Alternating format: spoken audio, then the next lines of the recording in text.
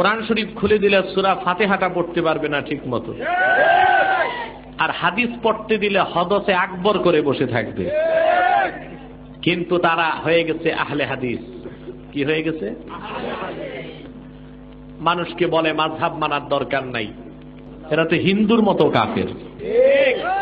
আপনাদেরকে বলে যে তোমরা তাকলিদ করো কেন, কোরআন হাদিস বাদ দিয়া মানুষের কথা মানো কেন?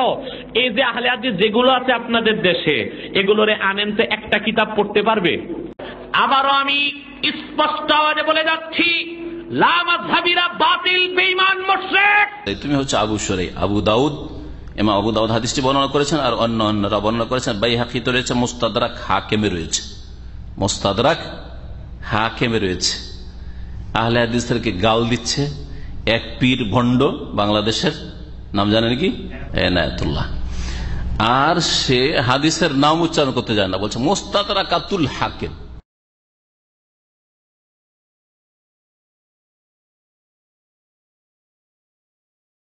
এই কালেমাটা আল্লাহর আরশে আজিমে লেখা আছে। মুস্তাদরাকাতুল হাকিমের প্রথম খণ্ডে এসছে। এখন বলবেন মুস্তাদরাকাতুল হাকিম তো মানে না ওরা।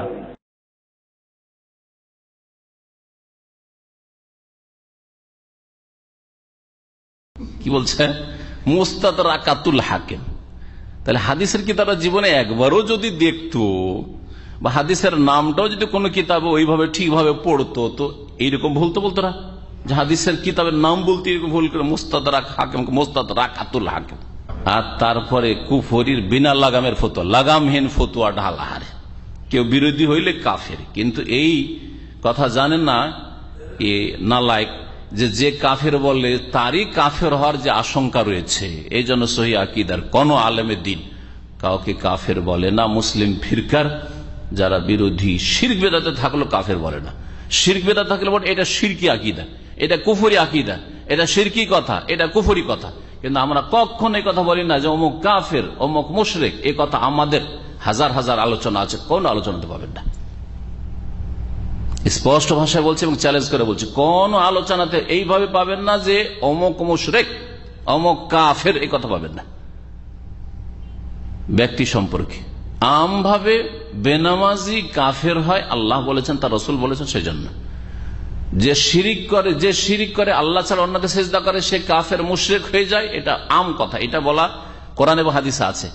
কিন্তু অমোঘ ব্যক্তি যার নাম হচ্ছে জালালউদ্দিন, সলিমউদ্দিন, আর সে আল্লাহ ছাড়া অন্যকে সিজদা করে, সেই জন্য সলিমউদ্দিন কাফের মুশরিক, এই কথা আমাদের দিতে পারবেন না। তার কাজটি হচ্ছে শিরকি, তার কাজটি হচ্ছে কুফরি।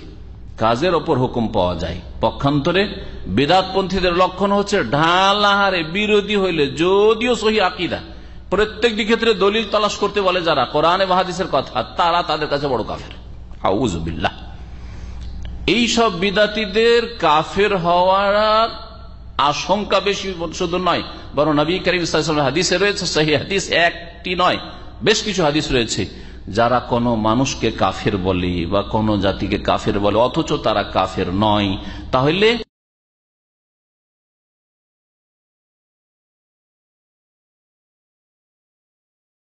ইল্লাকাদ হারা আলাইহি, সেই কুফরির হুকুমটা তার উপর ফিরে চলে আসে।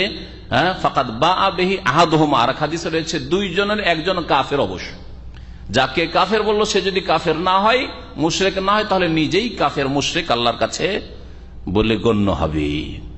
কাফেরদের সাথে উঠবে, কাফেরদের সাথে হাসর হবে, কাফেরদের সাথে জাহান্নামে যেতে হবে। আল্লাহ পাক যেন সংশোধন করার তৌফিক দান করেন, আর এসব গুমরাহদেরকে হিদায়াত করেন, আর এসব গুমরাহদের যারা গুমরাহকারী ভণ্ড, এদের কবল থেকে মুসলিম সাদাসিধা লোকদেরকে, নারী পুরুষদেরকে আল্লাহ পাক রব্বুল আলামিন যেন রক্ষা করেন, তাদের ঈমানকে রক্ষা করেন, তাদের আকীদাকে রক্ষা করেন, তাদেরকে ফিরে আসার যেন তৌফিক দান করেন।